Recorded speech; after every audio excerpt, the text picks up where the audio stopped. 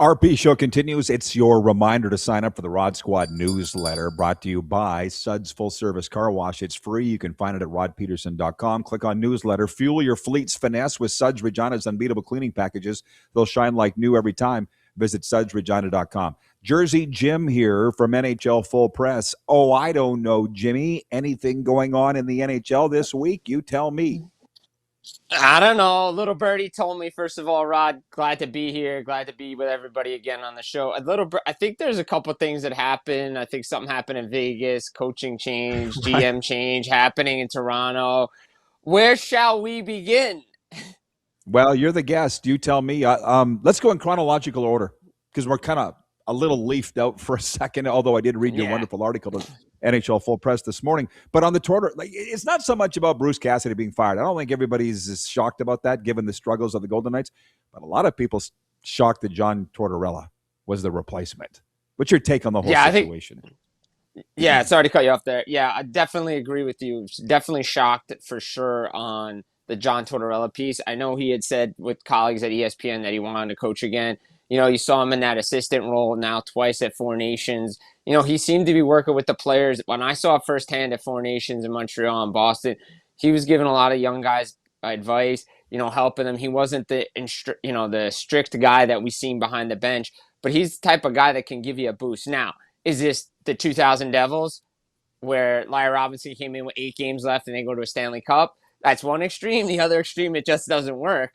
The Golden Knights have to play better defensively. Torts has a great defensive system. But again, with Vegas, I think a lot of it, not only, look, Bruce Cassidy's a hard guy, saw it in Boston. But if you're telling me they're butting heads, butting heads works when, you're winning championships. I get it. But again, I've put this out on Twitter, other places.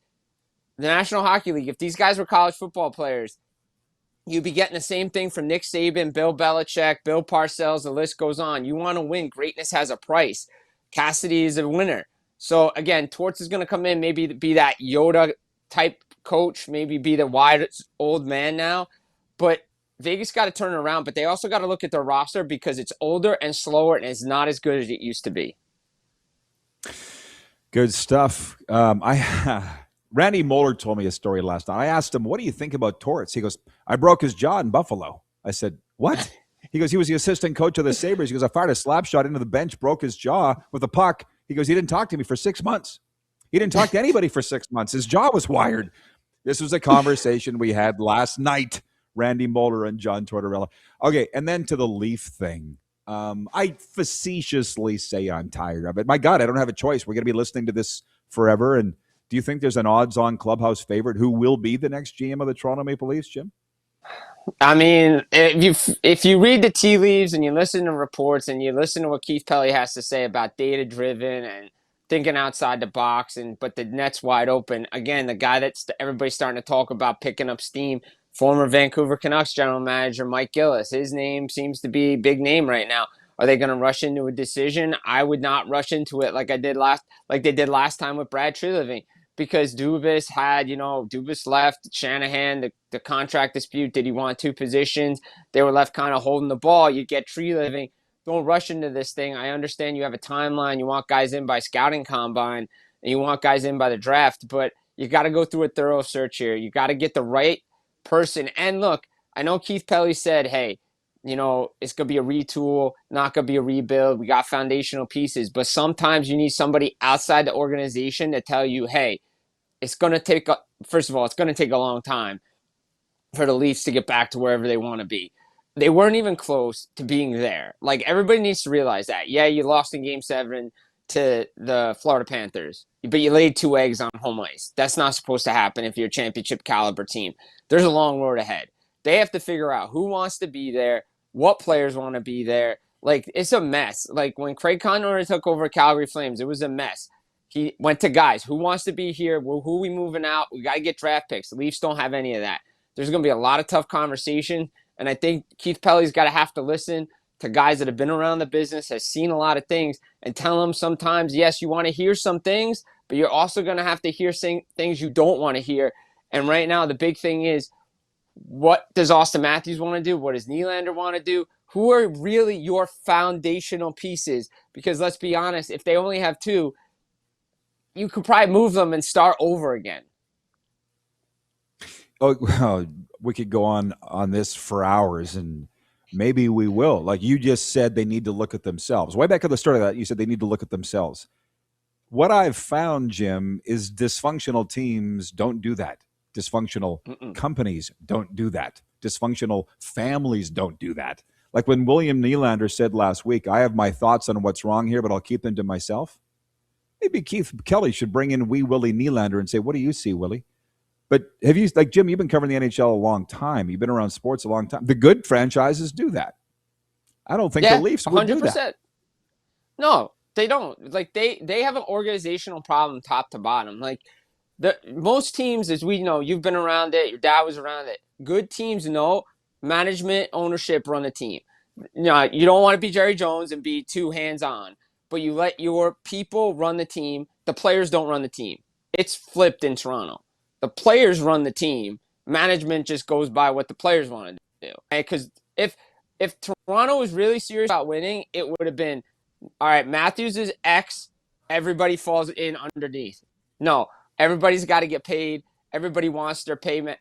Everybody's got to get paid. Okay, fine, great, but that didn't work. You built around all these guys, and it didn't work. And then you send out first-round draft pick, prospect, don't let go, and now you're left with nothing. They have to look themselves really in the mirror because we see it in the NFL, we see it in all sports. You just said it. Good teams understand, okay, we really have to look at ourselves in the mirror. The Montreal Canadiens are the perfect example. Jeff Molson said, okay, Bergevin's way is not working anymore. We tried this retool thing.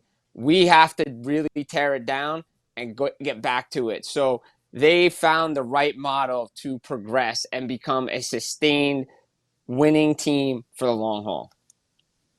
Jersey Jim with us from NHL Full Press and NHLRumors.com. Dude, you're reading my mind. I wanted to go next to the Montreal thing. We have so many Habs fans watch this show, and yes, we don't talk about them enough. There's no doubt about that. I'll admit it.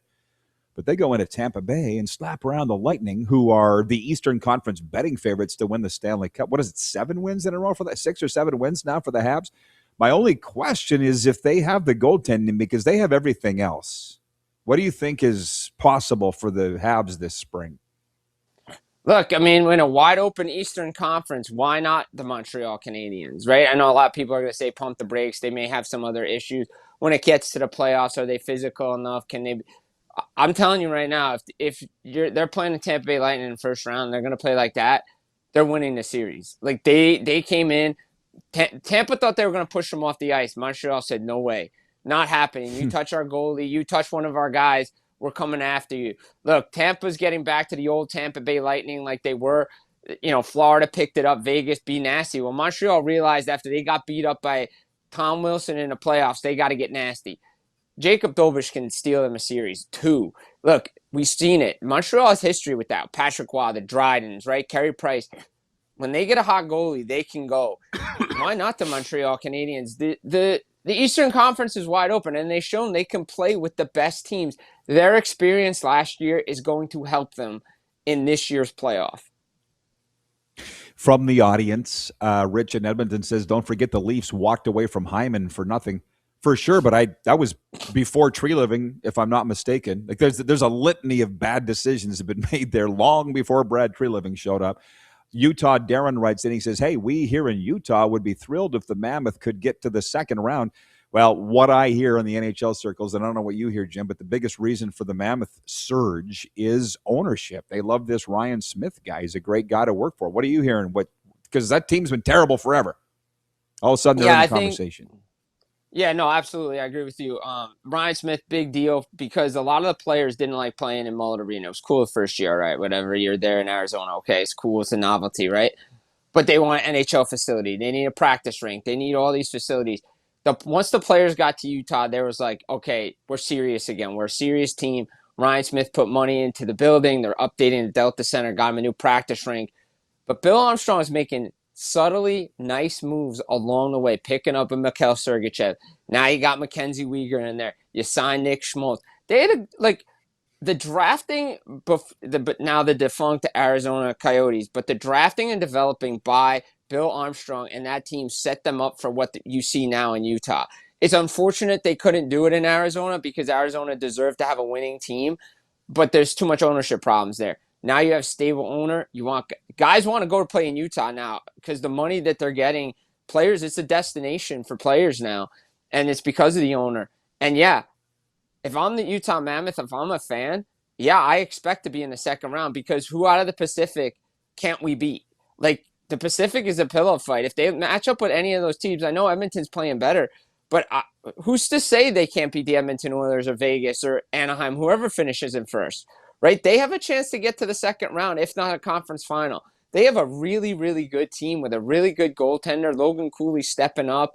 Like this Utah team is. Everybody expected them to be playoffs last year. I think that expectations were even higher this year, and you're seeing it. They're battling in a tough Central Division. Well, and I said there is something to be said for this pressure. There's no pressure on Utah. This Utah, Darren said, they're just happy to have a team. He said it here yesterday. Whereas, look at Leafs, grease fire. Rangers, grease fire. Dallas Cowboys, grease fire. Miami Dolphins, grease fire.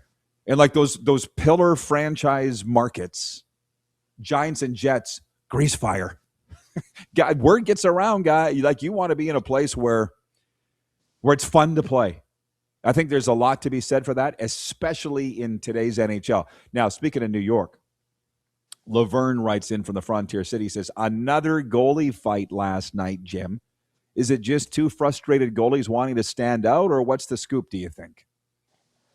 Yeah, great question. I know Jacob Markstrom after the game said, he was just frustrated, but he was looking to give a team a spark. Sheldon Keefe had said, you know what, look, that's a competitor. That's a guy who wants to be competitive. That Igor Shesterkin got bumped. I joked with you and said maybe Bob over the weekend said, "Hey, Shesterkin's got to go fight. Get the trio of Russians fighting." Because we've seen Vasilevsky, Bobrovsky, now Shesterkin fighting the top three Russians, along with Sorokin hasn't fought yet, but you never know. The season's still young; it's not over yet. He may like to throw hands too, but the Devils are frustrated. The Rangers. Look, they're starting to come around, play those young kids again, but the Devils, the expectations this year for New Jersey, they didn't live up to them. Too much outside noise, got in the room, it affected the room, the trade rumors, all that stuff. Jack Hughes getting hurt, just poorly structured, and you saw it on their play. And again, last night, they just coughed one up, and the Rangers took advantage of poor play, poor execution. But always fun to see a goalie fight. The fact that we got 3 this season is really cool. But the goalies are feisty this year for some reason. Most goalie fights in 22 years. I'm sure you saw the stat. And I don't know who looked that up because I know the NHL is not promoting this, yet it gets all the highlights. Well, hey, this interview is flowing way too well. What do I say, Jim? Every time we chat, I'm like, better, best one yet. They just keep getting better and better. And you brought up the Devils. Like last year, was that a blip? Or was this year a step back? Like, where are we on the Devil? Who are the Devils? I think they got to figure out who are they, right? Are they a rebuilding team? Are they still taking steps? Are they a consistent playoff team? Are they listening to the outside noise? I think a lot of people expected the New Jersey Devils to be in a conference final by now. The young pieces with the Jack Hughes, Nico Hischier, Jesper Bratt, you bring in a Timo Meyer, your defensive Brett Pesce and Brendan Dillons and these Siegenthalers and the Hamiltons. You had Luke Hughes and Simone Nemec on the back end. You thought you solved your goaltending problems, which I still think they did. But defensively, they didn't play bad. The focus of, and I think where the numbers and the hockey field come into, this is a Devil problem with their analytics and everything. Oh, we need depth scoring. Is it 10, 20 goal scorers, all this stuff. They needed to address a top 6 goal scorer to help Jack Hughes. The offense still runs through Jack Hughes. When that doesn't happen, the team struggles offensively. They need to find a nice balance of Jack Hughes and the Devils with everybody else. God forbid he goes down again. They have to find a way to keep going. That's what they're going to have to look themselves in the mirror about. Do they need a 2-tier system when the president of hockey ops is Tom Fitzgerald safe? And one day he is, one day he isn't. But I think if they do make a change, they're going to bring in a president of hockey operations because they just can't have one guy have 2 roles anymore. It's too much for one person, especially in New Jersey. This team needs to take multiple steps forward next season because at some point you have to look at the core and say, okay, where do we go from here? And do we have to break it up? Taylor in Calgary writes in and says, do you think the Flames could be real contenders in the next 2 to 3 years? That's a great question. I think they want to be contenders, at least competitive, when that new building opens. Obviously, the new building is going to host the World Cup of Hockey. That's what Craig Conroy has always been eyeing. He's got some nice players there, nice young pieces. Obviously, Zane Parek's going to be a great piece on that back end. They're drafting. If they can get an, we've talked about this multiple times on the show. If they can finish with a top 3 lottery pick somehow, get like a Verhoff, a McKenna, somebody like that to just accelerate it a little bit, that would be so huge for this team. But they've done things the right way. I think it is 2 to 3 years away. I think it may be a little bit longer. It's gonna take a little time, but there's patience. The fan base kind of wants it. They want to take that next step and see what this young group is doing. They have a lot of nice young players coming, and Calgary's going to be right there in a couple of years. I will say this. I'll put this to you. I need your help with it because you and I have been talking on our various shows about this tanking accusation against the Panthers. We got 12 guys hurt, right? They're icing a minor league team every night. I mean, they're not tanking. And as I was talking to some of the Panthers people last night, they're like, it's just fans. Is it just fans that are saying that? Because I feel like there's media accusing them of that, or am I wrong? Maybe outside media, because I don't think anybody in the local media, right? Like, the local-ish media, because I include myself in that. I don't think anybody. I think the conspiracy theory of, oh, well, look, the Panthers won a Stanley Cup last year, everybody's hurt, and then they can finish with a first overall pick and get back there. It's like, yeah, but Barkov went down with an injury. Kulikov got hurt. Seth Jones got hurt. Brad Marchand has Everybody been got himself. hurt. Everybody's Everybody hurt. got hurt. Everybody's banged up from 3 long playoff runs. Like, let's be honest. Like, they're resting guys, load management, whatever you want to call it. Yeah, but a tanking team doesn't go out and win 6-3 against the Ottawa Senators, who are playing for a playoff spot. They've been even with this minor league roster, they've been competitive in games. Yeah, some nights they're not competitive, but they've had leads against a lot of. They had a 2-0 lead on the New York Islanders, and just the second period got away from them. You were there, you saw it. Like, they're competitive. Paul Maurice will not allow his team to go away. Florida Panthers will play that identity, whether they win or they lose, and they're going to be back again next year. Yeah, and if they have a top pick, great. If they draft somebody, great. If they trade it away for something, great. Everybody's hurt. Everybody needs rest. Come back and do it again next year, because that's what they're eyeing right now, is getting back to a Stanley Cup. We have 1 minute. You perked up when I mentioned the Roller Hockey International coming back. Oh, I loved it. Engaged? Yeah. I love Roller Hockey International. I'm rocking my Rock and Rollers jersey. I got one back here. I went to a bunch of games. Jersey's got the Jersey big roller hockey place. Played ice and roller growing up. Loved it both. Roller hockey, so much fun. I hope RHI comes back, and I hope there's a real backing from it, because I think if a major league like the NHL gets really behind it, it could be a place for a lot of guys to go play, because there's a lot of former NHLers that still play roller hockey, especially at Narch. So I love to see it come back. I want it back so badly. I'm glad that I asked you. I did not realize that was a New Jersey rock and roller jersey. In a way, I feel a little guilty because there's a lot of people doing a hell of a lot of work behind the scenes on this, and it's coming together faster than I think even they thought that it would. So stay tuned, Jim. You'll be the first to know. Thanks for the time, brother. NHL Full Press and NHLRumors.com, Jim Biringer. Keep up the great work, Jersey Jim. Thanks, buddy. Have a good day. We'll be coming right back, everybody, with a sports update and viewer takeover. We got a lot of great, comments coming in as I continue to battle this cold. Silver State Sports and Game Plus TV.